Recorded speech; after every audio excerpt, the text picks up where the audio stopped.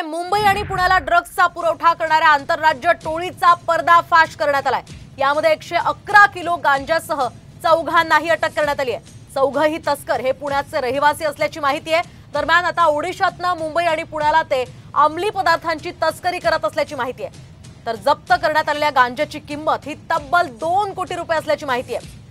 या संदर्भात आपण अधिक माहिती जाणून घेऊयात आमचे प्रतिनिधी सचिन गाडे यांच्याकडून। सचिन, काय सांगाल, या आंतरराज्य टोळीचा पर्दाफाश झालाय, काय अधिकची माहिती आहे या संदर्भात? नक्कीच नार्कोटिक्स कंट्रोल ब्युरोने एक मोठी कारवाई केलेली आहे आणि चौघांना अटक करण्यात आलेली आहे। चौघे पुण्याचे रहिवासी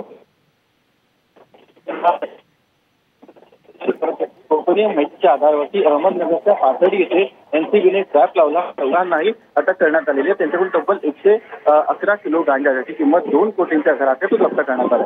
अगदी नक्कीच धन्यवाद सचिन दिलेल्या या माहितीसाठी। आपण पाहतो ड्रग्ज पुरवठा करणाऱ्या टोळीचा हा पर्दाफाश झालेला आहे। एकूणच आता ड्रग्ज तस्करी करणारी ही टोळी कुठकुठपर्यंत पोहोचलेली होती आणि या संदर्भात आता पोलीस तपास करत आहेत। आपण एकूणच पाहतोय ड्रग्ज पुरवठा करणाऱ्या या आंतरराज्य टोळीचा पर्दाफाश करण्यात आला।